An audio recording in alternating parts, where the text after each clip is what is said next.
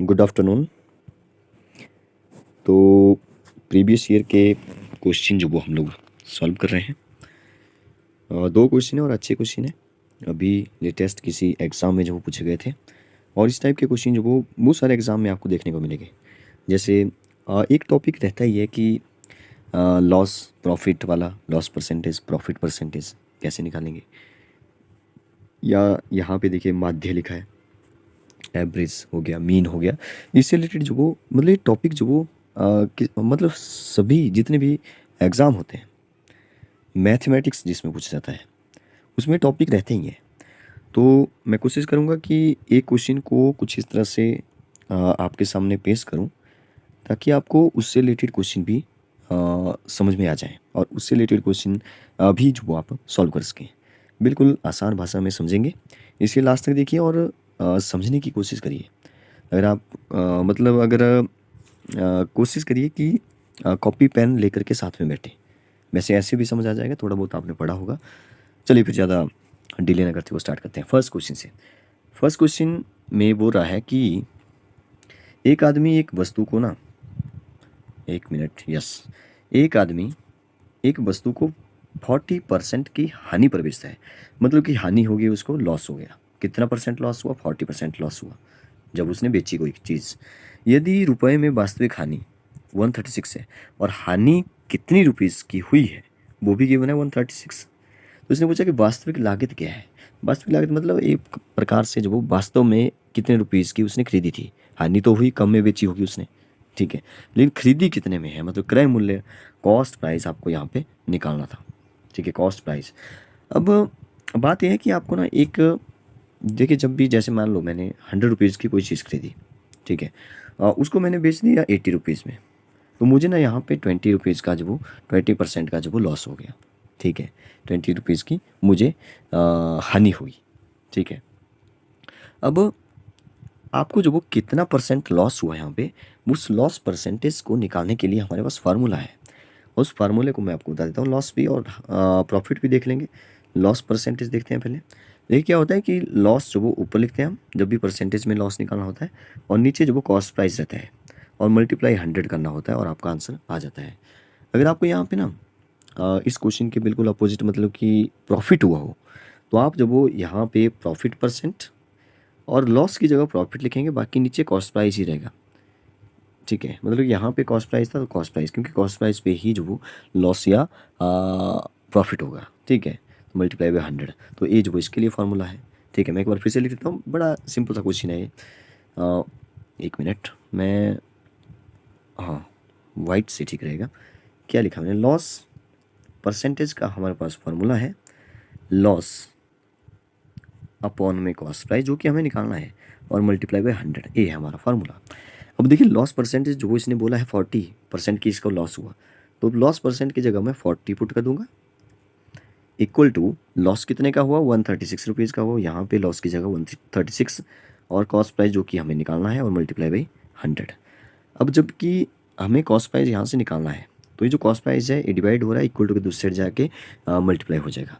मतलब कि एक साइड में कॉस्ट प्राइस लिखूंगा तो इसको, ये जो 40 है वो जो कॉस्ट प्राइस की जगह आ जाएगा। ये एक्सचेंज कर लिए क्योंकि कॉस्ट प्राइस हमें निकालना है, तो बस इसको सॉल्व करना था और आपका आंसर आ जाएगा बड़े आराम से। 0 से 0 कैंसिल, 4 से 10 को काट लो, 5 टू जा 10, ठीक है, सॉरी 4 से नहीं, 2 टू जा 4, 5 टू जा 10, 2 रह गया अभी। इस 2 को ना 5 तो कटेगा नहीं, अब 136 काट देते हैं 2 से, 2 1 जा 2, 6 टू जा 12, एक बचा, और 8 टू जा 16, ठीक है, 68 आ रहा है। क्या आ रहा है? 68। 68 5 जा कितना होता है? 68 5 जा, एक मिनट रुकिए, 6 टू जा 12, एक बचा, 8 टू जा 6, हाँ 68 और 5 बचा। 68 को 5 से मल्टीप्लाई करिए, आपका कॉस्ट प्राइस निकल जाएगा। 68 मल्टीप्लाई बाई 5, ठीक है, 8 5 जा 40, 4 यहाँ पे छोड़ दिया, 6 5 जा 30 और 34, तो 340 बिल द राइट आंसर। जिस किसी ने भी किया है अटैम्प्ट वो उसका बिल्कुल सही है। रेड से किया है, इसका मतलब है कि रेड बाद में किया होगा जो भी है, लेकिन सही टिक किया हुआ है, ठीक है। नेक्स्ट क्वेश्चन भी एक अच्छा क्वेश्चन है, थोड़ा सा नेक्स्ट लेवल का क्वेश्चन है ये वाला। देखिए 210 छात्रों का एक समूह है, मतलब कि 210 छात्र हैं। परीक्षा हुई है, परीक्षा में उपस्थित हुए, प्रेजेंट हुए 210। इसने बोला कि 1/3 विद्यार्थियों का माध्य 60 है, ठीक है, मीन 60 है। इसने बोला कि शेष विद्यार्थियों का माध्य जो बच गया उसका 78 है। तो पूरे समूह का माध्य कितना होगा? जब भी आपको इस टाइप में जो क्वेश्चन गिवन होगा कि आधों का इतना है, आधे का इतना है, फिर आपको पूरे समूह का एक समग्र माध्य निकालना है, तो वो कैसे निकालें? पहले तो हम देख लेते हैं कि 1/3 कितना होता है। 1/3 ऑफ 210, 210, 1/3 मतलब कि 1/3 से मल्टीप्लाई कर दो, 3 से कट जाएगा, 7 3 से 21 0। तो 70 का जो माध्य है वो 60 है, और कितने बच गए? 140 बच गए होंगे, क्योंकि 2/3 बच गए, तो 2/3 ऑफ 210 निकाल लो।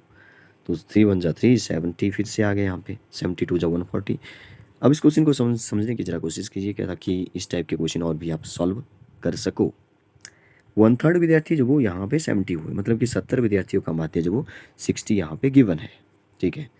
और इसने बोला कि जो बचे कितने थे? 2/3 बचे, 2/3 हमने निकाल लिया, 140 आ रहा है, मतलब कि 140 का कितना है? 78 है।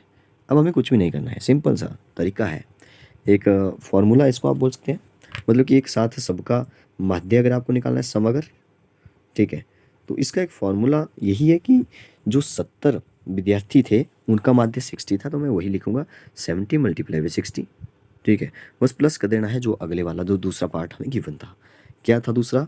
140 विद्यार्थियों का कितना था माध्य? 78 था। बस इसको 78 से मल्टीप्लाई कीजिए और अपॉन में जो जितने भी विद्यार्थी थे उससे डिवाइड करना है और आपका आंसर आ जाएगा। बड़ा अच्छा क्वेश्चन है, वैसे अच्छा क्वेश्चन लगा मुझे, बहुत कम ऐसे क्वेश्चन पूछे जाते हैं। अब देखिए, अब आप ना यहाँ पे इसको सॉल्व कीजिए ज़रा। सॉल्व करने के लिए ना देखिए मैं कुछ अलग तरीके से करता हूँ इसको। जैसे यहाँ पे भी 70 है और यहाँ पे 140 है, तो 70 यहाँ पे भी है, यहाँ पे भी 72 जा, तो 70 में कॉमन उठा लेता हूँ।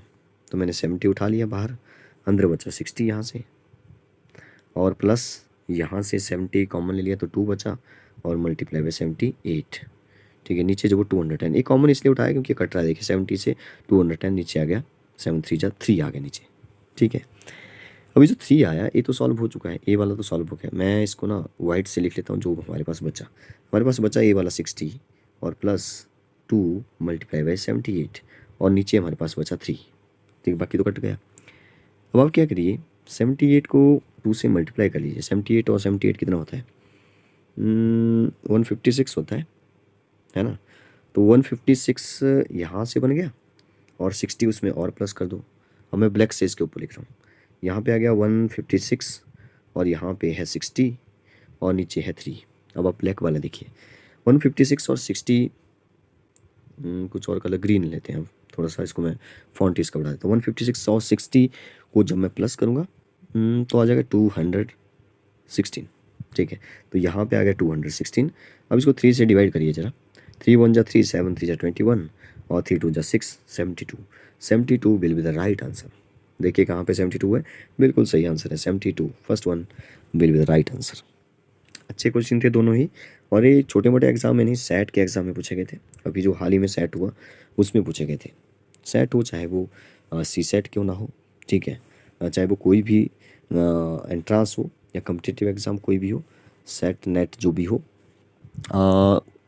इस टाइप के क्वेश्चन जो वो आपको थोड़े से बेसिक से समझना पड़ेगा। अगर आपको कुछ भी नहीं पता है तो बेस पहले बनाना पड़ेगा, उसके बाद आपको समझना पड़ेगा कि कैसे जो इनको क्वेश्चन को जो वो सॉल्व करते हैं। ये वाले क्वेश्चन वैसे बिल्कुल इजी नहीं है, अगर इजी होते तो यहाँ पे हानि पूछता या लॉस परसेंटेज पूछता, थोड़ा सा घुमा के पूछा है, मतलब कि थोड़ा सा नेक्स्ट लेवल का क्वेश्चन है। और यहाँ पे भी अगर मीन पूछता तो ईजी था। मीन 2 का गिवन है, बीच में से पार्ट कर दिया इसने, डिवाइड कर दिया, उनका अलग अलग पूछा है, फिर एक साथ पूछा। इसका मतलब क्वेश्चन इजी नहीं है, क्वेश्चन थोड़ा सा नेक्स्ट लेवल का टफ, मतलब कि मॉडरेट लेवल का क्वेश्चन है, ठीक है। ओके, बताइए आपको वीडियो कैसी लगी। Thank you and have a nice day.